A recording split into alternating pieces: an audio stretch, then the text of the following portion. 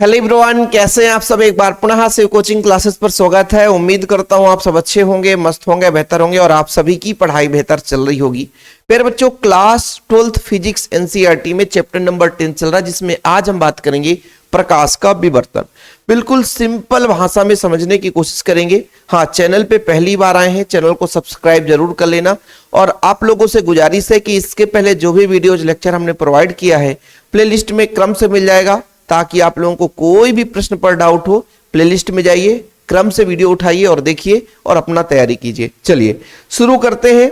इसके पहले बच्चों आप लोगों ने क्या पढ़ा है बता सकते हैं आप लोग। व्यतिकरण की व्याख्या आपने पढ़ ली है ना, फ्रिंज चौड़ाई का व्यंजक पढ़ लिया आप लोगों ने और उसे तैयार कर लिए होंगे। विवर्तन का मतलब समझते हैं सबसे पहले। जैसे प्यारे बच्चों, आप लोग मान लीजिए किसी कमरे में बैठे हैं और जब इस कमरे से आप बोलते हैं और दरवाजा हल्का खुला है तो बाहर पर बैठा व्यक्ति आपकी आवाज को सुन पाता है। समझने की कोशिश करिए। लेकिन वहीं पे यदि पूरी तरीके से दरवाजा बंद है, वो भी कांच का दरवाजा है, तो बाहर बैठा व्यक्ति आपकी आवाज को नहीं सुन पाएगा। जैसे आप लोग बंद कार में बैठे हैं और अंदर कुछ बोल रहे हैं तो बाहर का व्यक्ति बिल्कुल नहीं सुन पाएगा, क्योंकि उसकी आवाज आपके कानों तक नहीं पहुंच पाएगी।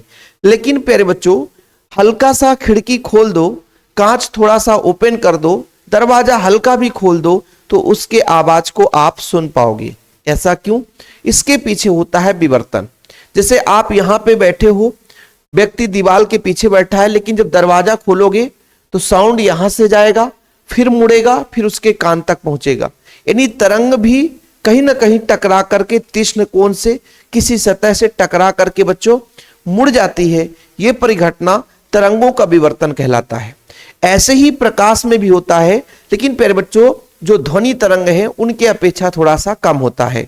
ध्वनि तरंगों का जो तरंगदैर्घ्य है ज्यादा होता है और उसमें जो अवरोध होता है वो ज्यादा मोटी हो, फिर भी वो टकरा करके है ना मुड़ जाता है। लेकिन जो प्रकाश तरंग है उसमें जो प्रकाश तरंगों का जो तरंगदैर्घ्य है बहुत कम होता है ना, इसलिए वो सूक्ष्म या तीक्ष्ण धारदार कोण से ही टकरा करके मुड़ता है।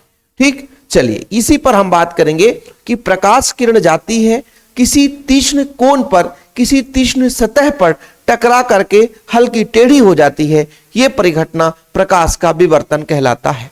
ठीक है, समझ में आ गया होगा मैं कहना क्या चाहता हूं कि प्यारे बच्चों, दरवाजे से बाहर कोई व्यक्ति बैठा है, दरवाजा हल्का ओपन है, आप एक कोने पर बैठकर बोल रहे हो तो वो साउंड जाएगा, दरवाजे की सतह से टकराएगा, फिर मुड़ेगा। इसके बाद फिर जैसे मान लीजिए इधर कोई व्यक्ति है तो दरवाजा इधर है तो साउंड यहां से दरवाजे तक जाएगा, फिर वहां से मुड़ेगा, फिर उस व्यक्ति के कान तक पहुंचेगा। मतलब यहां से जो ध्वनि तरंग चल रही है वो सतह से टकराई होगी किसी भी सतह से और फिर मुड़ी होगी। वो मुड़ने की जो परिघटना है, यानी सतह से टकरा करके विचलित हो जाना, मुड़ जाना, ये आपका विवर्तन है। ऐसे ही प्रकाश है बच्चों, अपने सामने जो अवरोध है उससे टकराता है और हल्का सा मुड़ जाता है। यह परिघटना प्रकाश का विवर्तन कहलाता है। ठीक बच्चों, देखिएगा कि तरंगों के किनारों पर मुड़ने की परिघटना विवर्तन कहलाती है। अब प्रकाश भी तरंग के रूप में होती है, तरंग और कण दोनों की भांति व्यवहार दर्शाती है, आप सबको पता है। अवरोधों और द्वारकों के तीक्ष्ण किनारों पर प्रकाश के मुड़ने और ज्यामितीय छाया में इसके प्रवेश करने की परिघटना को प्रकाश का विवर्तन कहते हैं। जैसे मैं यहाँ पे आपको इन्हीं अच्छे तरीके से समझाना चाहता हूं कि प्यारे बच्चों, मान लीजिए यहाँ पे कोई सोर्स है। क्या है? सोर्स है। सोर्स का मतलब यहां से प्रकाश किरण निकल रही है। क्या निकल रही है बच्चों? प्रकाश किरण निकल रही है। अब ये प्रकाश किरण कहां से आएगी? बाहर की ओर जा रही है। मान लीजिए ये प्रकाश किरण कुछ इस तरीके से चल रही है। ठीक, ये प्रकाश किरण इस तरीके से चल रही है। ये प्रकाश किरण बच्चों इस तरीके से आगे की ओर चल रही है। ये प्रकाश किरण इस तरीके से यहां से चल रही है। ठीक है सर, ये चीज क्लियर। अब बीच में अवरोध आ गया। बीच में क्या आ गया बच्चों? अवरोध। यहां पे अवरोध आ गया। क्या आ गया? अवरोध आएगा। क्या आ गया? अवरोध आएगा। जब अवरोध आ गया, ये अवरोध है। क्या है बच्चों? अवरोध है। थोड़ा समझने की कोशिश करेंगे। अवरोध यानी बीच में रुकावट आ गया। तो वास्तविक रूप से यदि इतना बड़ा रुकावट है तो यहां पे एक हमने पर्दा बना दिया। यहां पे हमने एक पर्दा बना दिया। यहां पे हमने एक पर्दा बना दिया। जब पर्दा बनाया बच्चों तो इसके भाग पर काली पट्टी आनी चाहिए। जैसे प्रकाश किरण है ना, ये आपका अवरोध हो गया। तो प्रकाश किरण, ये प्रकाश किरण तो सीधी जाती है, ये प्रकाश किरण मान लीजिए सीधी जाएगी, ये प्रकाश किरण सीधी जाएगी, ये प्रकाश किरण सीधी जाएगी, तो यहाँ पे आपका है ना बच्चों लाइट दिखाई देगा, लाइट मतलब ब्राइट रहेगा, ठीक है, लाइट दिखाई देगा बच्चों। लेकिन ये भी प्रकाश किरण सीधी जाएगी, ये भी प्रकाश किरण सीधी जाएगी, ये भी प्रकाश किरण सीधी जाएगी, तो ये प्रकाश किरण सीधी चली गई तो यहां भी लाइट है बच्चों, क्या है, लाइट है, यानी उजेला दिखाई देगा। लेकिन बच्चों यहां पे आपका डार्क भाग है, क्या है, डार्क भाग है, डार्क, ठीक है, ये आपका डार्क वाला भाग है, क्या है, डार्क वाला भाग है। अब देखना विवर्तन होता क्या है, जैसे मैंने कहा कि ये अवरोध है, तो अवरोध के कारण यहां पे काली पट्टी नजर आएगी, लेकिन जितनी बच्चों इसकी लंबाई है उससे काली पट्टी कम हो जाती है। कैसे, प्रकाश जो है यहां से टकरा करके हल्की सी मुड़ जाती है, क्या हो जाती है, हल्की सी मुड़ जाती है, और थोड़ा सा यहां तक प्रकाश पहुंच जाता है, यहां भी टकराएगा बच्चों और ये प्रकाश मुड़ जाएगा तो यहां तक हो जाएगा। अब जो काली पट्टी नजर आएगा तो काली पट्टी नजर केवल इतने में आएगा। आना कितना चाहिए, आना थोड़ा सा ज्यादा चाहिए, लेकिन प्यारे बच्चों ये ज्यामिति छाया में भी प्रकाश जो है प्रवेश कर गया, यानी तीक्ष्ण धार वाले सतह से टकरा करके मुड़ गया। यही परिघटना प्रकाश का विवर्तन कहलाता है। समझ में आ गया होगा, ज्यादा आप लोगों को परेशान होना ही नहीं है, जितना आपके सिलेबस में वो चीज यदि आपसे बन रहा है बस, तो ये प्रकाश सतह से मुड़ गया बच्चों, तो ये परिघटना आपका प्रकाश का विवर्तन। अब मतलब यहां तक प्रकाश दिखाई देने लग गया, यहां पूरा प्रकाश है बच्चों, यहां पे प्रकाश है, और यहां पे आपकी काली पट्टी अब जितनी होनी चाहिए उतनी नहीं है बल्कि कम है, ठीक। तो ये परिघटना प्रकाश का विवर्तन कहलाता है। कितना सिंपल है सर, बहुत सिंपल है सर, हम सोचे बहुत कठिन है, नहीं भाई बहुत सिंपल है, कुछ है ही नहीं है इसमें, समझ रहे हो बच्चों। चलिए आगे बात करते हैं। प्रकाश के विवर्तन की व्याख्या करने के लिए फ्रेनल और फ्राउनहोफर जो है अपने सिद्धांत को प्रस्तुत किए। उनके अनुसार, फ्रेनल और फ्राउनहोफर के अनुसार, उन्होंने इसको दो भागों में बांटा, मतलब उनको हम दो भागों में बांटते हैं, प्रकार नहीं है, मतलब विवर्तन प्रकार नहीं है, उनके सिद्धांत के आधार पर इनको दो भागों में अध्ययन करते हैं। अध्ययन कैसे करते हैं थोड़ा समझने की कोशिश करिए। जैसे मैंने कहा कि बच्चों इसके पहले इसी में हम समझ लेते हैं, ये आपका अवरोध है, ये क्या है, अवरोध है, क्या है बच्चों, अवरोध है, क्या है, अवरोध है, ठीक। ये क्या है बच्चों, स्रोत है, ये क्या है, स्रोत है जहां से प्रकाश किरण चल रही होगी, और ये आपका क्या है, पर्दा है, जहां पे हम उसका प्रतिबिंब प्राप्त कर रहे हैं, क्या है बच्चों, पर्दा।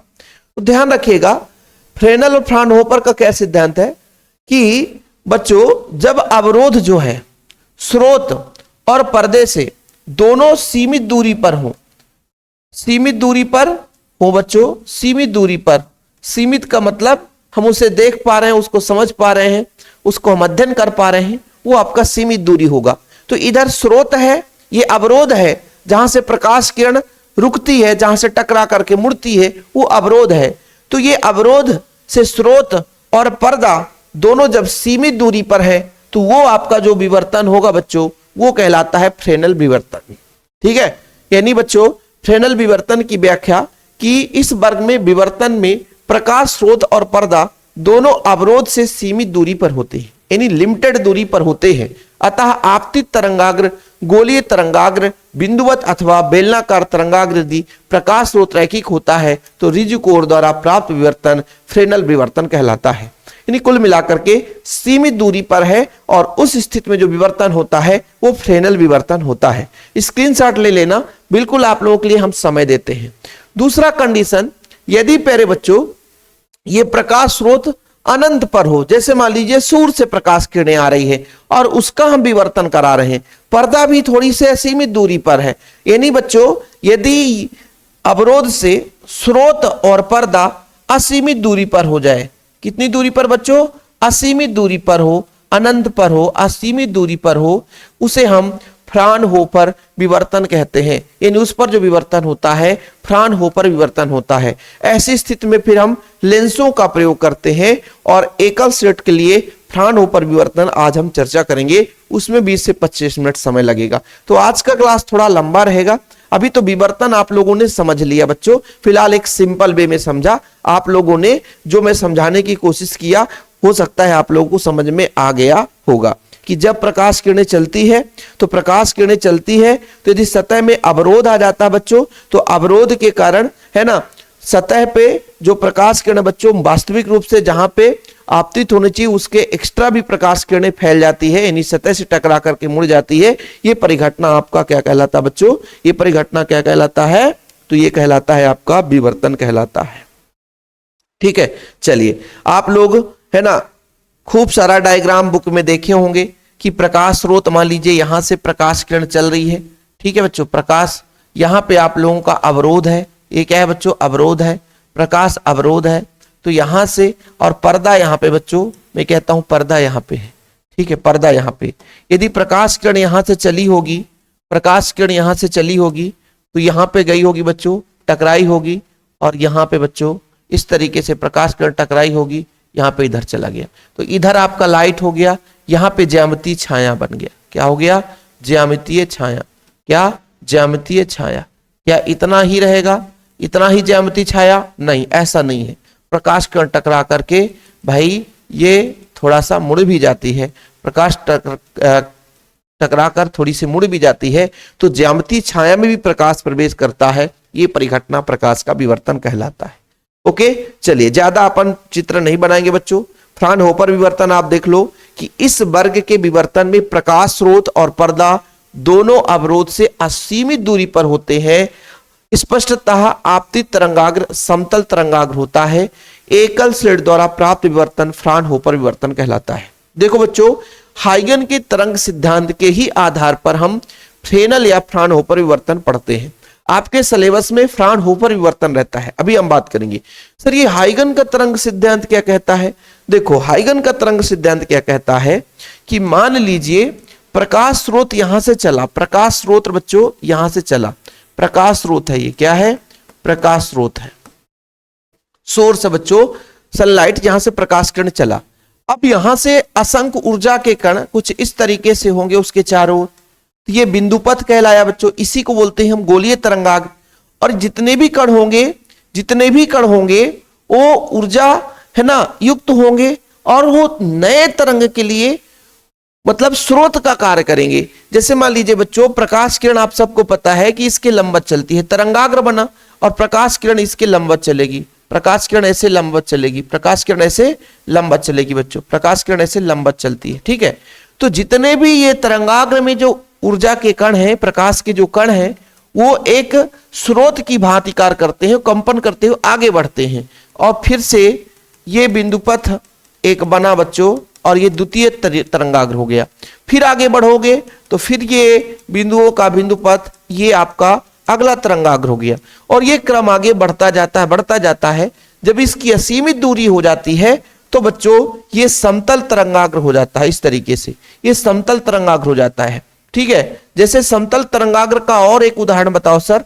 जैसे आप लोग ट्यूब लाइट जला दो, खड़ी लाइट होनी चाहिए, उससे जो तरंगाग्र होगा समतल तरंगाग्र होगा। और प्रकाश किरणें जो चलती है, जो प्रकाश किरणें चलती है वो तरंगाग्र की हमेशा कैसे होती है बच्चों? परपेंडिकुलर होती है। कैसे होती है? परपेंडिकुलर होती है। तो ये हाइगन के तरंग सिद्धांत के आधार पर ही होता है कि मान लीजिए ये प्रकाश किरण बच्चों, ये प्रकाश किरण किसी अवरोध से टकराती है। यहाँ पे अवरोध है, क्या है? अवरोध है। जैसे ही यहाँ पे टकराएगा तो इसका मतलब बच्चों जैसे ही प्रकाश किरण इस अवरोध से टकराएगा तो जो पर्दे पर प्राप्त प्रतिबिंब होगी, जो पर्दे पर प्राप्त प्रतिबिंब होगी वो बच्चों ज्यामितीय छाया कितनी होनी चाहिए यहाँ पे बताओ? तो यहाँ पे ये ज्यामितीय छाया होनी चाहिए, है ना। लेकिन इतनी ज्यामितीय छाया नहीं होती है। जैसे ही कण यहाँ पर पहुंचता है, मान लीजिए प्रकाश किरण ये इधर चलनी चाहिए बच्चों, लेकिन ये प्रकाश किरण मान लीजिए यहाँ से यहाँ तक चलनी चाहिए और बाकी ज्यामितीय छाया प्राप्त होनी चाहिए, लेकिन ऐसा नहीं होता है। जैसे मैं बात करता हूं कि तरंगाग्र आगे की ओर जाता है, हर बिंदुओं पर, जैसे मान लीजिए यहाँ पर एक बिंदु है, प्रकाश ऊर्जा का कण है, वो भी एक ऊर्जा स्रोत का कार्य करेगा, नए तरंग बनाएगा और ये तरंग आगे कंपन करते हुए थोड़ी सी मुड़ जाएगी और जो ज्यामितीय छाया है बच्चों उसमें भी ये प्रकाश किरण प्रवेश कर जाएगी, है ना। इस तरीके से जो प्रकाश किरण ज्यामितीय छाया में प्रवेश कर जाता है वो आपका विवर्तन कहला जाता है। ठीक, समझ में आया? चलिए अब हेडिंग लगाइए बच्चों, एकल स्लिट विवर्तन, यानी एक सिंगल स्लिट के लिए विवर्तन कैसे होता है, इस पर हम थोड़ा सा चर्चा करते हैं कि एकल स्लिट है आपके पास, इस पे विवर्तन कैसे होता है। ठीक है, उच्चिष्ट, केंद्रीय उच्चिष्ट और जो आपका निम्निष्ठ होता है बच्चों, इसके बारे में हम बात करेंगे। कैसे उच्चिष्ट निम्निष्ठ की कैसे बात कर रहे हैं थोड़ा समझिएगा, हम आपको बताएंगे, इसके पीछे रीजन भी बताएंगे। जैसे बच्चों आप लोग ये प्रतिबिंब आप देख रहे थे यहाँ पे, ठीक है। चलो आगे हम बात करते हैं, पूरा डायग्राम बनाकर समझाएंगे। ये तो अपना कहाँ से आ गया भैया, ये तो केमिस्ट्री का पॉइंट आ गया, कोई दिक्कत नहीं। चलो देखना बच्चों, थोड़ा ढंग से समझिएगा। आज हमारा विवर्तन पे ही चलेगा, तो थोड़ा सा चित्र तो बार बार बनाना ही पड़ेगा। ये प्रकाश स्रोत हो गया। अब इस बार थोड़ा सा प्रकाश किरण बच्चों कुछ इस तरीके से एक झिर्री लेकर चलते हैं, एक स्लिट लेकर चलते हैं। स्लिट कैसे सर? एक कागज है, उसमें एक पतली बारीक आप लाइन खींच दो, एक स्लिट बन जाता है। ठीक है, जैसे मैंने कहा कि भाई मेरे पास क्या है, मेरे पास एक स्लिट है। स्लिट बनाने के लिए तरीका कैसे होना चाहिए, ये आपके पास क्या बन गया, ये आप लोगों ने एक, मान लीजिए एक पदार्थ है, ब्लैक पट्टी है, और इस ब्लैक पट्टी में एक छोटा सा छेद कर दिए। अब यहाँ पे बड़ा है ना, मैं बड़ा बना रहा हूं बिल्कुल, ये बहुत नॉर्मल होता बच्चों। एक स्लिट हो गया, क्या हो गया, एक स्लिट हो गया एकदम। जैसे मैंने कहा एक कागज का प्लेट है, जैसे ये बच्चों इसमें एकदम पतला स्पेस दिखाई दे, जैसे थोड़ा सा छोड़ दिए स्लिट बन जाता है। जैसे मान लीजिए दो ब्लेड है, उनको पास में ले जाओ, थोड़ा सा बारीक जगह छोड़ दो, वो स्लिट है। ऐसे ही एक हमने स्लिट बनाया। अब प्रकाश किरणें चलेंगी, प्रकाश किरणें चलेंगी, देखना बच्चों, इधर अपन पर्दा बना देते हैं। क्या बना देते हैं? पर्दा। यहाँ पे एक पर्दा बना दिए, ठीक है, बहुत दूर है सर पर्दा, यहाँ पे पर्दा बना दिए। ठीक है, अब यहां से प्रकाश किरणें चलती है। ठीक, प्रकाश किरणें चलेगी बच्चों, अभी मैं सिर्फ समझा रहा हूं एक तरीका समझाने का। यहां से प्रकाश किरण चलेगी, यहां तक पहुंचेगी, प्रकाश किरण चलेगी, यहां तक पहुंचेगी, प्रकाश किरण चलेगी, यहां तक पहुंचेगी, प्रकाश किरण चलेगी, यहां तक पहुंचेगी, प्रकाश किरण यहां तक पहुंचेगी। यहां पे बच्चों, यहां पे जो स्लिट पर पहुंचते हैं, ये भी आपके कण होते हैं। कितने कण होंगे सर? बहुत सारे कण होंगे, ऊर्जा के कण बहुत सारे, यानी प्रकाश में छोटे छोटे कण, कण की प्रकृति पाई जाती है, बहुत सारे कण होंगे। तो ये प्रकाश किरण तरंगाग्र के रूप में, वो भी कैसा तरंगाग्र, मान के चलता हूं समतल तरंगाग्र आ रहा है। कैसा आ रहा बच्चों? ये समतल तरंगाग्र आता है। तो पूरा का पूरा तो प्रवेश नहीं करेगा, लेकिन जितना यहाँ पे स्लिट बना हुआ, छिद्र बना हुआ, प्रकाश किरण बहुत सारे आ रहे हैं। लेकिन मान लीजिए एक दरवाजा है और बहुत सारी भीड़ आ रही है, तो लोग कितना दरवाजे में प्रवेश करेंगे? जितना दरवाजा में स्थान है, 2 लोग जा सकते हैं तो 2 लोग जाएंगे, 3 लोग जा सकते हैं तो 3 लोग जाएंगे, 4 लोग जा सकते हैं तो 4 लोग जाएंगे, 10 लोग जा सकते हैं 10 लोग जाएंगे। पूरी 1000 भीड़ तो एक साथ जा नहीं सकती है। तो ऐसे ही ये घर का दरवाजा है, यानी ये आपका एक स्लिट है, स्लिट में एक छोटी सी छिद्र बनी है, मतलब ये आपका ऐसे बच्चों स्लिट है ना। अब इसमें एक छोटा सा छिद्र है, इसमें जो है वही प्रकाश के कण जा सकते हैं जिनको जगह मिलेगा, और वो प्रकाश कण यहाँ पे पहुंचे, मतलब हर जगह छोटे छोटे कण हैं, और यहाँ पे बच्चों द्वितीयक तरंग की भांति कार्य करने लग जाते हैं, है ना। यानी एक नए तरंग स्रोत का कहा, हाइगन ने क्या बताया था कि हर स्थिति में हर जो कण है वो एक नए तरंग के स्रोत का कार्य करते हैं, और उससे एक नया तरंग जन्म लेता है, जिसे द्वितीयक तरंग का कहते हैं। कहीं भी आप ले लो प्रकाश स्रोत, उसके तरंगाग्र में जो ऊर्जा के कण है, प्रकाश के कण है, वो एक नए तरंग के निर्माण के लिए क्या करते हैं, जिम्मेवार होते हैं, तरंग स्रोत की भांति कार्य करते हैं, तो एक नए तरंग का निर्माण करते हैं। अब यहां से प्रकाश किरण चली।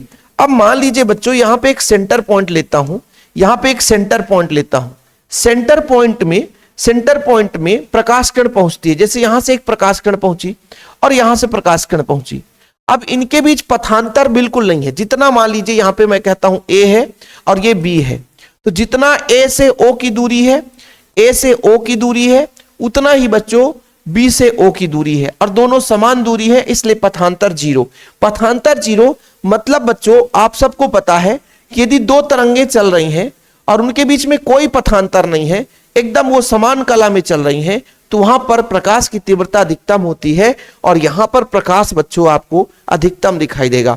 प्रकाश क्या होगा? अधिकतम दिखाई देगा। समझने की कोशिश करिएगा, प्रकाश जो है अधिकतम दिखाई देगा, अधिकतम दिखाई देगा। इसलिए बच्चों इसको हम बोलते हैं केंद्रीय उच्चिष्ट। क्या बोलते हैं बच्चों? केंद्रीय उच्चिष्ट। क्या बोलते हैं? केंद्रीय उच्चिष्ट। उच्चिष्ट का मतलब यहां पर जो आप लोगों का, जहां पे जो प्रकाश चला है बच्चों, तो यहां पर ज्यादातर प्रकाश किरणें पहुंच रही हैं। ठीक है, आप कहीं भी देख लो ना, अभी थोड़ा समझना, यहां से प्रकाश किरण चलेगी, यहां से प्रकाश किरण चलेगी, दूरी समान, यहां से चलेगी, यहां से चलेगी समान, यहां से चलेगी, यहां से चलेगी समान। तो बच्चों यदि जिस बिंदु पर बिंदु जो आपके जैसे मान लीजिए ए से पहला यहां से तरंग चलता है और यहां पे मैं मान लेता हूं 100वां तरंग है, ये दोनों समान दूरी तय करते हैं, जहां पे पथांतर शून्य है वहां पे प्रकाश किरण की तीव्रता अधिकतम होती है। लेकिन प्यारे बच्चों थोड़ा समझने की बात यह है कि जरूरी नहीं रहता कि हर बिंदु पर वो समान रूप से प्रकाश किरणें दिखाई देगी। जैसे मैं कहता हूं यहां पर एक बिंदु P है, यहां पर एक बिंदु क्या है बच्चों P, अब यहां से एक प्रकाश किरण चलती है P तक और यहां से एक प्रकाश किरण चलती है P तक। अब इनमें कुछ ना कुछ पथांतर होगा, वो पथांतर के अंतर के कारण यहां पर बच्चों आप लोगों का है ना जो स्पष्ट प्रकाश है वो दिखाई नहीं देगा, इसलिए इसको बोलेंगे निम्निष्ठ। क्या बोलेंगे बच्चों? निम्निष्ठ। क्या बोलेंगे? निम्निष्ठ, है ना। क्या बोलेंगे? ये केंद्रीय उच्चिष्ठ है, ये निम्निष्ठ है बच्चों। क्या है? निम्निष्ठ। निम्निष्ठ, निम्निष्ठ का मतलब है यहां पे पथांतर के कारण, पथांतर के कारण, पथांतर के कारण बच्चों आप लोगों ने जैसे विनाशी व्यतिकरण पढ़ा है ना कि यदि तरंगाग्र पथांतर ज्यादा हो और भाई सेम मतलब जो आयाम है वो विपरीत हो, विपरीत कला में हो, तो फिर आप लोगों का विनाशी व्यतिकरण होता है, ज्यामितीय छाया शून्य होती है। ऐसे ही बच्चों यहां पे हमें एक पट्टी नजर आएगी, वो ब्लैक नजर आएगी। क्यों? क्योंकि इनके बीच पथांतर है, मतलब समान दूरी नहीं है। पथांतर मतलब पथों में अंतर है। जैसे मान लीजिए एक तरंग आपका इस तरीके से चल रहा है, समझने की बात है, एक तरंग आपका बच्चों ऐसे चल रहा है और दूसरा तरंग आपका यहां से चल रहा है, तो इनके पथ में अंतर है। और आप सबको पता है कि कहीं भी किसी का भी प्रतिबिंब दो तरंगों के आपस में सही डायरेक्शन में मिलने से बनता है। ऐसा नहीं है कि भाई साहब कुछ भी मिलता रहे प्रतिबिंब बनता रहे, ऐसा नहीं है कि भाई केवल एक निम्निष्ठ और एक उच्चिष्ठ मिलेगा, कई निम्निष्ठ और कई उच्चिष्ठ मिलेंगे बच्चों। इसलिए बोलेंगे केंद्रीय उच्चिष्ठ, फिर बच्चों द्वितीयक उच्चिष्ठ, फिर तृतीयक उच्चिष्ठ, ये क्रम आगे चलता जाता है। फिलहाल इतना क्लियर समझ में आ गया होगा कि कहां पे उच्चिष्ठ और कहां पे निम्निष्ठ प्राप्त होता है। सेंटर पॉइंट पर बच्चों जो मध्य है वहां केंद्रीय उच्चिष्ठ और निम्निष्ठ उसके दोनों साइड पर बनेगा। यदि ऊपर निम्निष्ठ बन रहा है बच्चों तो नीचे भी निम्निष्ठ बनेगा। जैसे मान लीजिए P यहां पर है तो यहां पर भी प्रकाश किरण चलेगी बच्चों, और ऐसे यहां पे भी आपका एक निम्निष्ठ बनेगा, तो ये भी आपका क्या हो जाता है? निम्निष्ठ हो जाता है। क्या हो जाता है बच्चों? निम्निष्ठ। ठीक है, तो केंद्रीय उच्चिष्ठ और निम्निष्ठ के रूप में मतलब विवर्तन भी जो प्राप्त होता है उच्चिष्ठ और निम्निष्ठ के रूप में प्राप्त होता है। ये कहानी समझ में आ गया होगा। तो इसी को आगे बढ़ाते हुए अपन बात करेंगे बच्चों थोड़ा सा केंद्रीय उच्चिष्ठ के बारे में। तो पता हो गया कि यदि हमने कहा एक पर्दा है, हमने लिया है, क्या है बच्चों? पर्दा है। और पर्दे की बात करें तो जब प्रकाश किरण चलती है, पर्दे पर बात करते हैं, तो स्लिट आपने ए बी ले लिया है, यहां पे एक स्लिट ए बी ले लिया है। तो ए बी से जो प्रकाश किरण चलती है बच्चों, तो केंद्रीय बिंदु हमने बी ओ लिया है, तो वहां पर जो तरंगिकाएं हैं समान दूरी तय करती हैं, समान कला में पहुंचती हैं, और इन तरंगिकाओं के कारण बच्चों तीव्रता अधिकतम होती है। फलस्वरूप जो प्राप्त दीप्त फिंज प्राप्त होता है जिसे केंद्रीय उच्चिष्ठ कहते हैं। दीप्त मतलब जो दिखाई देता है। ठीक है, इतना तो क्लियर हो गया होगा बच्चों।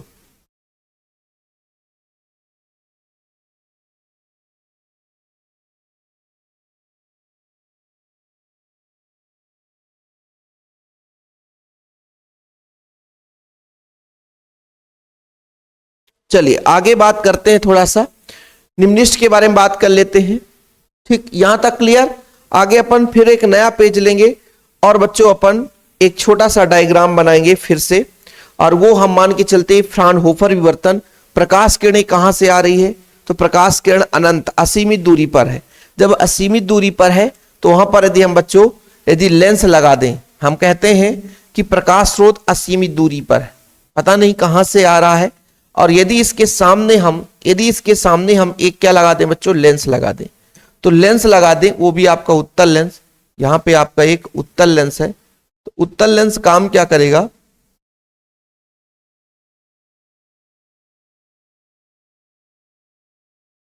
उत्तल लेंस काम क्या करेगा?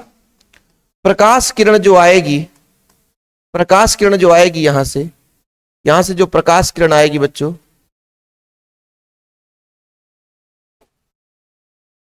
यहां से जो प्रकाश किरण आएगी उसको समानांतर कर देगा। ये प्रकाश किरण आई,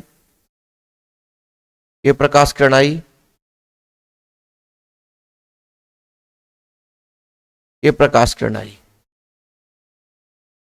अब ये प्रकाश किरण क्या कर देता है, समानांतर कर देता है।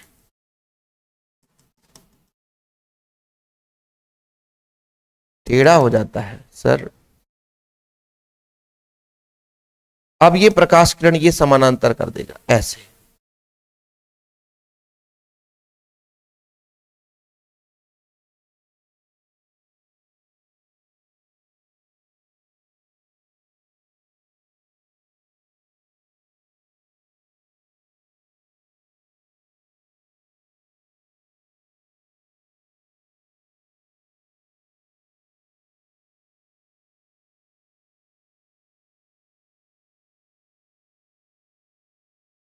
अरे भैया डिलीट कर दो, शुद्ध खींच दो, ऐसा है ना सबसे बेहतर।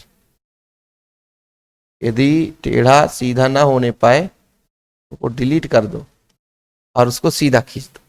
मतलब अनंत से आ रहा है प्रकाश किरण, और बच्चों हमने एक उत्तल लेंस लगा दिया, एक लेंस लगा दिया। इस लेंस के कारण प्रकाश किरणें समानांतर हो गई। इस लेंस के कारण प्रकाश किरण क्या हो गई बच्चों, समानांतर हो गई। अब सामने क्या लगाते हैं, एक स्लिट लगाते हैं। स्लिट का मतलब बारीक छिद्र, स्लिट का मतलब बारीक छिद्र। तो यहां पर बच्चों एक स्लिट बनाएंगे, एक स्लिट यहां पे लगाएंगे, एक स्लिट लगाएंगे। वो स्लिट अपना मान के चलते हैं यहां पे बारीक छिद्र है, ठीक। ये अपना बच्चों बारीक छिद्र है। और इस स्लिट की बात करते हैं, प्रकाश किरण आगे तो बढ़ेगा, प्रकाश किरण आगे बढ़ेगा। क्या पूरे के पूरे प्रकाश किरण बच्चों, क्या पूरे के पूरे प्रकाश किरण, आप ही बताओ, क्या पूरे के पूरे प्रकाश किरण उस पे से जा पाएगी? पूरी की पूरी प्रकाश किरण जा पाएगी? नहीं जा पाएगी, है ना। तो प्रकाश किरण बच्चों, स्लिट आप थोड़ा सा इसको पास में ले आओ और स्लिट आप थोड़ा सा चौड़ा कर दो, यहां से यहां तक दे दो, है ना। अब मैंने आप लोगों को बताया कि जैसे ही स्लिट पर प्रकाश किरणें पहुंचती है, तो यहां भी यदि स्लिट के यहां पे प्यारे बच्चों ये स्लिट है जहां से प्रकाश किरणें आगे की ओर चलेंगी। इसमें बहुत सारे कण हैं, इसमें बहुत सारे कण हैं बच्चों, इसमें बहुत सारे कण हैं। प्रकाश किरणें आगे की ओर चलती है, बहुत सारे कण हैं। अब ये स्लिट की जो यदि मैं बात करता हूं, स्लिट की बच्चों इसकी और इसकी, यदि स्लिट की चौड़ाई की बात करता हूं तो इसको स्मॉल डी ले लेता हूं। स्लिट की चौड़ाई कितनी, स्मॉल डी। ये मानना है, हम ए मान लेते हैं बच्चों, ए मान लेते हैं, बुकों में ए दिया रहता है, ठीक। ये प्रकाश किरण जा रही है, अनंत से आ रही है, लेंस के माध्यम से इस प्रकाश किरण को क्या कर दिया गया, समानांतर कर दिया, स्लिट से गुजारा गया। स्लिट से जब प्रकाश किरण जाती है बच्चों, तो सामने क्या होगा, पर्दा होगा। सामने क्या होगा, पर्दा होगा। तो ये आपका पर्दा है, पर्दा है बच्चों, ये क्या है, पर्दा है। इतने में करते हैं, पर्दा है, ठीक है। पर्दे की यदि बात करें तो एक सेंटर पॉइंट है बच्चों, इसका सेंटर पॉइंट यहां पे, ठीक। अब इस सेंटर पॉइंट पर आपको बताया गया कि दो तरंग चलती हैं। यदि मान लीजिए ए से चलेगी ओ तक, ठीक, और बच्चों बी से चलेगी ओ तक, तो समान दूरी तय करेगी। और जब समान दूरी तय करेगी, ए से बी से चली और समान दूरी तय करेगी, तो इसे बोलेंगे बच्चों केंद्रीय उच्चिष्ट। क्या बोलेंगे, केंद्रीय उच्चिष्ट। क्या बोलेंगे, केंद्रीय उच्चिष्ट। क्या बोलेंगे सर, केंद्रीय उच्चिष्ट, ठीक है। लेकिन कुछ प्रकाश किरण ऐसी भी तो हो सकती है, कुछ प्रकाश किरण ऐसी भी तो हो सकती है कि टकरा करके मुड़ गई हो, टकरा करके मुड़ गई हो, अपने जगह से विचलित हो गई हो सकता है टकराने के बाद वो किरण बच्चों मुड़ गई हो। थोड़ा समझने की कोशिश करिएगा। आप लोग यदि बुक में देखोगे एनसीईआरटी में, तो आप लोगों को एक और नजर आएगा, एक और लेंस यहाँ पे हम लगा सकते हैं। वो लेंस कुछ इस तरीके से है, जैसे मान लीजिए एक लेंस अपन ऐसे बना देते हैं, ऐसे बना देते हैं, सिर्फ समझने की बात है बस। अब प्रकाश किरण बच्चों, प्रकाश किरण चलेगी, प्रकाश किरण चलेगी ऐसे ऐसे ऐसे, ये लो और ये लो, ठीक है। अब बच्चों यहां पे ये अपना दूसरा लेंस है, इसको L1 दे देते हैं, इसको L2 दे देते हैं, ठीक। ये अपना दूसरा लेंस L2 दे देते हैं। विवर्तन का मतलब है सर, विवर्तन का मतलब है टकरा करके मुड़ जाना, एक्स बाई है, क्या है, एक्स बाई, ठीक है। विवर्तन का मतलब है टकरा करके मुड़ जाना, यानी प्रकाश किरण चली होगी, मान लीजिए यहां से प्रकाश किरण कुछ चली और टकरा करके थोड़ी सी ऐसे मुड़ गई, समझने की बात, ठीक, ऐसे। और एक प्रकाश किरण मान लीजिए यहां पे गई और फिर टकराने के बाद ये मुड़ गई, कुछ ना कुछ तो भाई कोण बना ही रहा है। मतलब ये जो प्रकाश किरण बच्चों थीटा कोण के साथ, थीटा कोण के साथ, थीटा कोण के साथ ये जाकर के मुड़ गई। थोड़ा सा और लेंस बड़ा बनाते तो और ठीक रहता, लेकिन ठीक है यार, एक काम करो आप ऐसा ना करके आप ऐसा करो, सीधा सीधा समझने के लिए प्रकाश किरण यहां से चली जाती, खत्म का। अब आप इससे जाओ टकराएगा फिर जाएगा, अभी आप लेंस को मारो गोली। अब होगा क्या बच्चों, इनके बीच पथांतर क्या होगा, इस चीज को हमको थोड़ा सा देखना पड़ेगा कि पथांतर क्या होता है। तो पथांतर के लिए इन दोनों का, जैसे मान लीजिए एपी, एपी है बच्चों, एपी है और बीपी है, इन दोनों में डिफरेंस जो होगा वही इसका पथांतर होगा, पथ का अंतर होगा, क्या होगा, पथांतर होगा। और इस पथांतर को निकालने के लिए अपन को एक लंब डालना पड़ेगा बच्चों, यहां से क्या डालना पड़ेगा, लंब डालना पड़ेगा। और लंब डाल दिया मतलब यहां पे आपका 90 डिग्री है और यहां पे आपका थीटा कोण, ठीक है। और इस पथांतर के लिए अपन ने क्या बात करी कि पथांतर के लिए बच्चों अपन ने बात करी, पथांतर के लिए अपन ने कहा कि बी एन जो है, वो जो बी एन है बच्चों ये पथांतर है। अब हम बात करते हैं कि पी एन और ए पी जो है लगभग बराबर है, ये और ये तरंग बराबर है, लेकिन इतना एक्स्ट्रा था, ठीक है, इतना एक्स्ट्रा था। तो अब हम बात करेंगे कि कितने कोण, जैसे मैं बात करा यहां पे जो थीटा है बच्चों, ये थीटा दोनों समान होंगे और इस थीटा के आधार पर ही हम इस बिंदु P की स्थिति निकालते हैं कि कितने यहां पे उच्चिष्ट और निम्निष्ट बनते हैं, उनकी बच्चों स्थिति कैसे निकलती है, तो वो थीटा के आधार पर निकलती है। तो सबसे पहला पॉइंट जो आता है, सबसे जो पहला पॉइंट आता है बच्चों, सबसे पहला पॉइंट आता है स्लिट, एकल स्लिट की बात की जा रही है, एकल स्लिट विवर्तन, एकल स्लिट विवर्तन, एकल स्लिट विवर्तन, एकल स्लिट विवर्तन। तो पहला जो भाग आता है वो केंद्रीय उच्चिष्ट की बात आता है बच्चों, केंद्रीय उच्चिष्ट की बात आता है, ठीक है, केंद्रीय उच्चिष्ट, केंद्रीय उच्चिष्ट की बात आता है बच्चों। तो थोड़ा सा आप लोगों को मैं यहां पे समझा देता हूं, आप लोग लिख लेना। यदि मैं बात करूं बच्चों पर्दा में जो बिंदु, पर्दा में जो बिंदु O है, पर्दा एक्स वाई में बिंदु O पर, O पर स्लिट, स्लिट ए बी से ए व बी से चलने वाले तरंगों की दूरी समान है। कि दूरी कैसे बच्चों, समान है, दूरी समान है, अतः पथांतर, पथांतर क्या होगा बच्चों, पथांतर शून्य होगा, क्या होगा, पथांतर शून्य होगा। और बिंदु O पर, बिंदु O पर, बिंदु O पर दीप्त फ्रिंज प्राप्त होगी, दीप्त फ्रिंज यानी जो दिखाई देता है प्राप्त होगी, प्राप्त होगी, जिसकी तीव्रता अधिकतम है, जिसकी जिसकी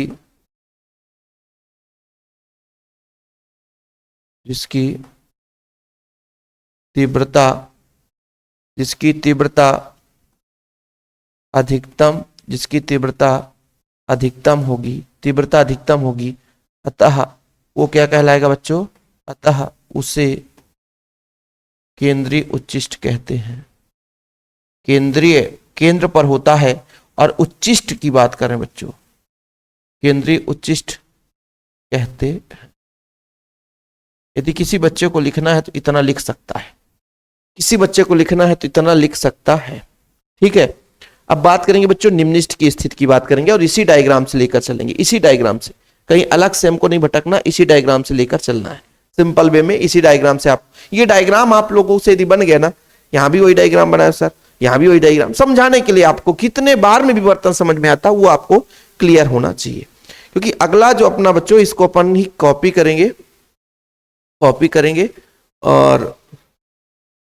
करेंगे और इसमें अपन को अब क्लीन करना है। क्या क्लीन करना है सर? जो हमने लिखा है, ठीक, बोलो क्लीन काहे कर दिए सर? इसके पहले एक पेज हमने इसको ऐड कर दिया। कॉपी करने का मतलब यही है कि हमने एक पेज और भी थोड़ा सा क्या कर दिया, ऐड कर दिया। देखिएगा बैक करेंगे तो ये मिल जाएगा आपको एक पेज, ठीक है। ये दूसरा पेज है, ध्यान रखिएगा। इसको थोड़ा सा छोटा बनाते हैं और इसको अपन साइड में जाने देते हैं बच्चों, यहां पे जाने देते हैं, ठीक है। अब हम बात करते हैं निम्निष्ठ की स्थिति, ठीक है बच्चों, निम्निष्ठ की स्थिति। दूसरे पॉइंट पे बात करते हैं निम्निष्ठ की स्थिति। निम्निष्ठों की स्थिति, जहां पे मतलब अदीप्त होगा, ठीक है बच्चों, निम्निष्ठों की स्थिति, ठीक है। यहां पर मैं सिर्फ गणितीय व्याख्या के बारे में बात करूंगा, ज्यादा लंबा चौड़ा फेंकने की बिल्कुल नहीं बात करूंगा, ठीक है। ध्यान रखिएगा, ज्यादा मैं माना भी नहीं लिखूंगा बच्चों। सबसे पहले बात करता हूं कि मान लीजिए एक बिंदु P है, एक बिंदु पर्दे पर एक बिंदु P है, पर्दे x बाई पर एक बिंदु P है। एक बिंदु कौन सा लिया सर? P है, जहां पर जो प्रकाश की तीव्रता है, प्रकाश की तीव्रता वो कैसी है बच्चों? न्यूनतम है। कैसी है? न्यूनतम है। यदि प्रकाश की तीव्रता न्यूनतम है, इसका मतलब बच्चों वहां पे जो फ्रिंज प्राप्त होगा वो अदीप्त होगा। अदीप्त को ही बोलते हैं हम निम्निष्ठ, है ना। अदीप्त होगा, जिसे हम प्रथम निम्निष्ठ कहते हैं, जिसे प्रथम यानी पहला निम्निष्ठ, प्रथम निम्निष्ठ कहते हैं। हम कहते हैं, हमने माना है कि पहला निम्निष्ठ है।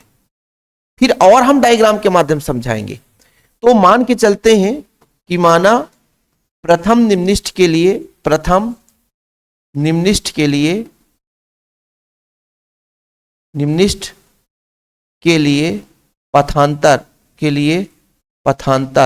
पथांतर कितना माना हमने? दोनों पथों का अंतर। मतलब मेरे बच्चों पथांतर का मतलब ये हुआ कि जो बीपी है, बीपी में हमने एपी को घटाया, उसको हमने माना है लैम्डा। कितना माना बच्चों? लैम्डा माना है। अब थोड़ा सा साइन थीटा का फॉर्मेट लगाएंगे।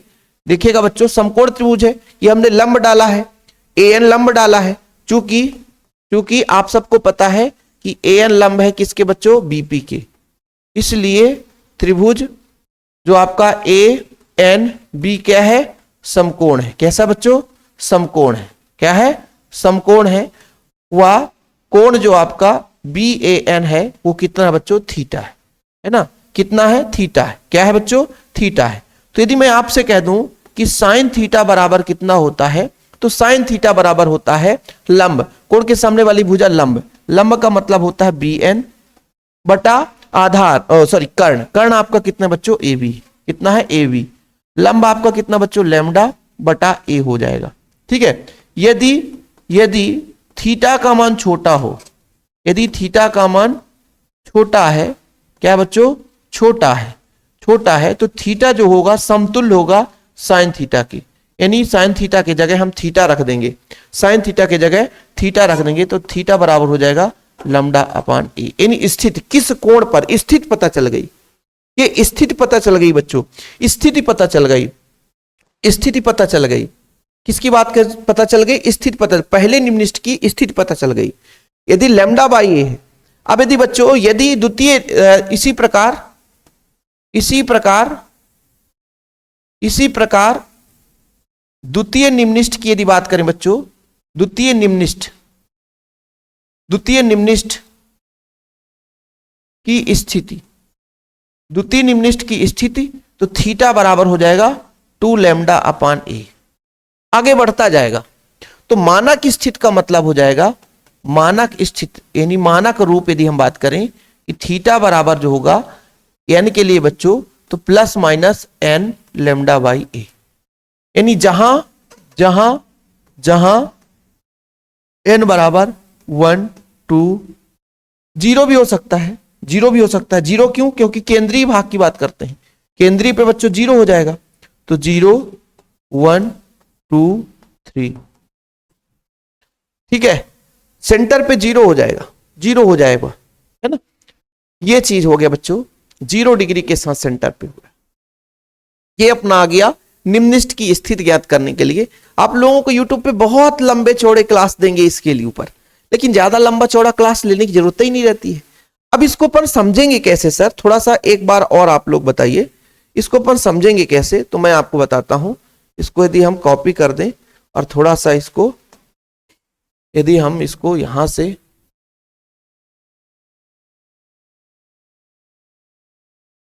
ठीक,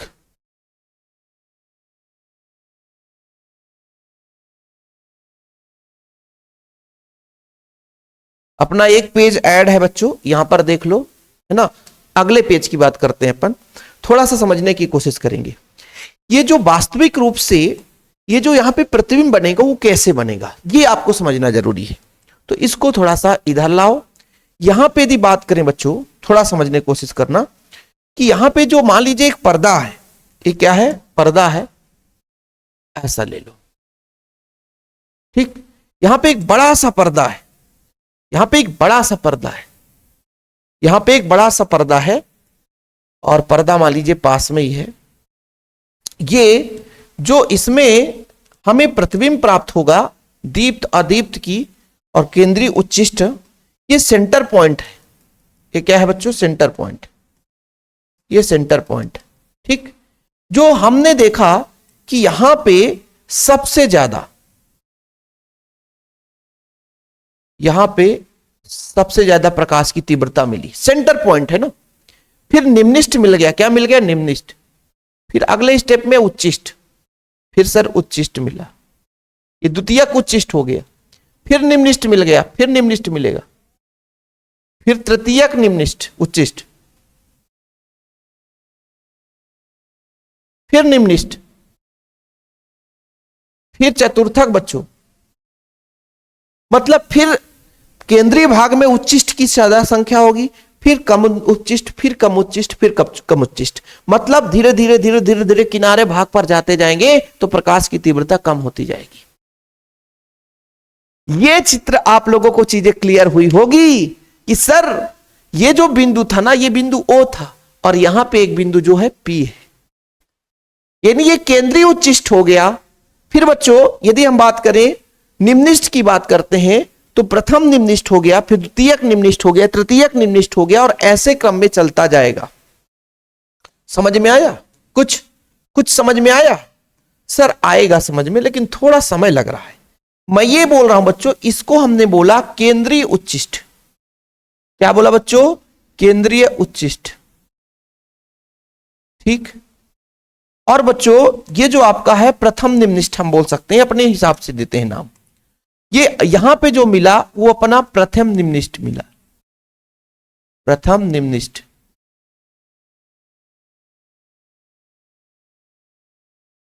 निम्निष्ठ, ठीक है।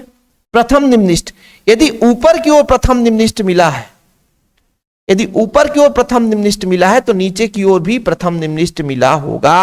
ध्यान रखना बच्चों, ठीक है। यदि हम बात करते हैं और आगे जाएंगे बच्चों, और आगे जाएंगे, तो यहां पे आपका द्वितीयक निम्निष्ठ मिलेगा, फिर यहां पे आपका तृतीयक निम्निष्ठ मिलेगा, यहां भी वही हाल है, यहां पे द्वितीयक निम्निष्ठ मिलेगा बच्चों, फिर आपका यहां तीसरा निम्निष्ठ मिलेगा, मिलता रहेगा।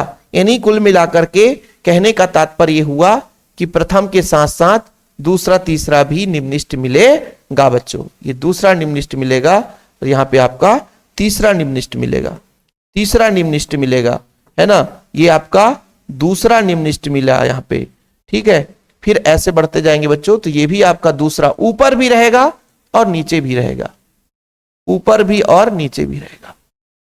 ये बात तो बिल्कुल सही है सर, फैक्ट की बात आपने कर दी। जो चीज समझ में नहीं आता था आज तो अब हमेशा के लिए डाउट क्लियर रहेगा, ये चीज हो गया। ऐसे केंद्रीय उच्चिष्ट के बाद बच्चों जो आपका उच्चिष्ट होगा ये केंद्रीय उच्चिष्ट है।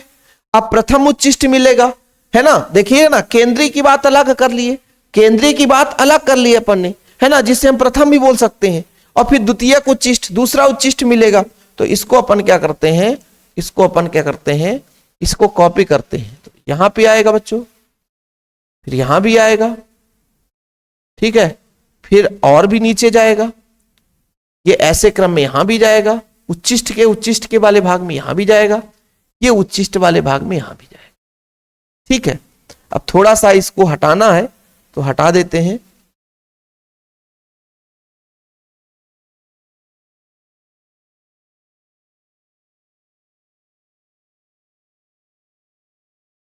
ठीक, ये तो प्रथम हो गया, ये द्वितीय हो गया बच्चों। द्वितीय तीसरा आप लिख सकते हैं, जो भी लिखना, द्वितीय है तो द्वितीय, तृतीय है तो तृतीय, ये द्वितीय हो गया। नीचे तृतीय हो गया, यहां भी आपका तृतीय हो गया, है ना। इसके बाद बच्चों आपका चतुर्थ हो गया, यानी चौथा हो गया, इधर भी चतुर्थ हो गया। और लास्ट में फिर धीरे धीरे तीव्रता कम होती जाती है। इस तरीके से बच्चों पहले बीच में तीव्रता ज्यादा होती है, फिर धीरे धीरे धीरे धीरे धीरे धीरे धीरे कम होती जाती है, ठीक है। तो ये आप लोगों का तरंग के आधार पर सिद्धांत समझ में आ गया। तो पहली बात तो हमने यहां पे देखा, निम्निष्ठ की बात करी थी बच्चों, निम्निष्ठ की हमने बात करी थी। क्या बात करी थी, निम्निष्ठ की, निम्निष्ठों की स्थिति। क्या हमने बात करी थी बच्चों, कि यदि थीटा बराबर तो plus minus lambda by a, फिर आगे plus minus 2 lambda by a, plus minus 3 lambda by a, और बच्चों प्लस माइनस इसके आगे हम चलते जाएंगे, इसके आगे हम चलते जाएंगे, ठीक है, ऊपर नीचे लैम्डा बाई ए। सर कहां से आया, यहां से आया बच्चों, प्लस माइनस लैम्डा बाई ए। स्थिति बात कर रहे हैं, स्थिति बात कर रहे हैं, स्थिति बात कर रहे हैं। अब बच्चों यदि हम बात करते हैं उच्चिष्ठों के लिए बात करते हैं, ये अपना किसके लिए आ गया, निम्निष्ठों के लिए आ गया। यदि हम बात करते हैं उच्चिष्ठों के लिए, उच्चिष्ठों के लिए, उच्चिष्ठों के लिए स्थिति, स्थिति, तो देखना पहले बच्चों, आप लोगों को यहां पे मैं ज्यादा लॉजिक लगाने की जरूरत नहीं है। अभी आप समझना, अभी आप समझना। यदि प्यारे बच्चों प्रथम निम्निष्ठ की बात करते हैं तो यहां से यहां तक की जो स्थित है, ये जो स्थित है थीटा बराबर है लैम्डा बाई ए, ठीक, ये चीज क्लियर है सर, ठीक है। यदि प्यारे बच्चों आगे बात करते हैं, प्रथम के बाद द्वितीय निम्निष्ठ की बात करते हैं, द्वितीय निम्निष्ठ की बात करते हैं, द्वितीय निम्निष्ठ की बात करते हैं, तो इसकी जो स्थिति है वो कितनी है बच्चों, 2 लैम्डा बाई ए, है ना। यानी प्रथम निम्निष्ठ और द्वितीय निम्निष्ठ के बीच में है द्वितीय उच्चिष्ठ, तो इन दोनों के बीच का ही आधा तो है द्वितीय निम्निष्ठ। कुछ समझ में आया, मतलब इन दोनों के बीच में ही तो है।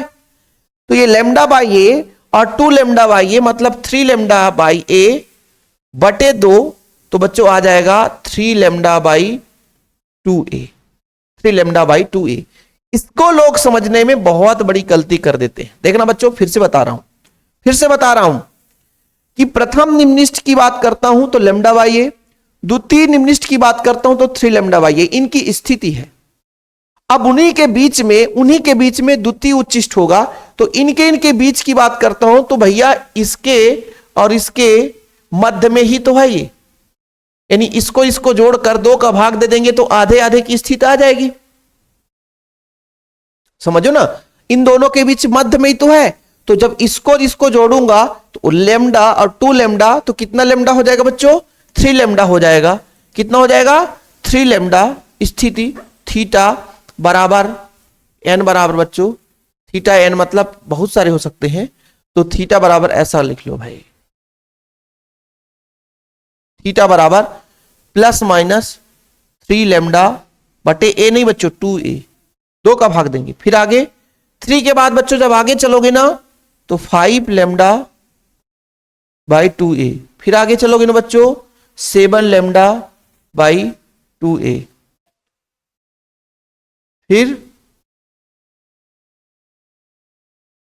9 लैम्डा अपॉन, आगे चलता जाएगा। ये आपका बच्चों निम्निष्ठों की स्थिति आ गई और ये उच्चिष्ठों की स्थिति आ गई है। यदि कभी ऑब्जेक्टिव में आ जाए तो मैं वादा करता हूं कि आप लोग लिख लोगे, आप लोगों को प्रॉब्लम नहीं होगी। हाँ, क्लास थोड़ा सा आज चौचक रहा, लंबा है लेकिन मजेदार है, किसी को कोई प्रॉब्लम नहीं होगा। ये लगातार विषम के लिए बात हो रही है बच्चों, इसलिए यहां पर एक छोटा सा मैं आप लोगों को एक हिंट दे दूं कि इसकी मानक स्थिति के लिए, तो आप लोग कहोगे सर ठीक है, इसका मानक रूप यदि आप लोगों से बोल दूं तो मानक रूप कैसे होगा? यदि इसका मानक रूप मैं बोल दूं, मानक रूप, तो बच्चों थीटा बराबर आप लिख देना, विषम के लिए हो जाएगा 2n+1, माइनस तो हो ही नहीं सकता क्योंकि n का मान 1 रखेंगे तब ये 3 आएगा, ठीक है, 2n+1 फिर लैम्डा बाई 2a। हाँ बच्चों, ये प्लस माइनस चलता रहेगा, जहां n बराबर 1 से ही शुरू होगा, जहां n बराबर 1 2 3 आगे चलता जाएगा बच्चों n तक। तो ये आप लोगों को आज का जो क्लास है बड़ा ही शानदार और शानदार और जबरदस्त हुई है, चीजें क्लियर हुआ होगा।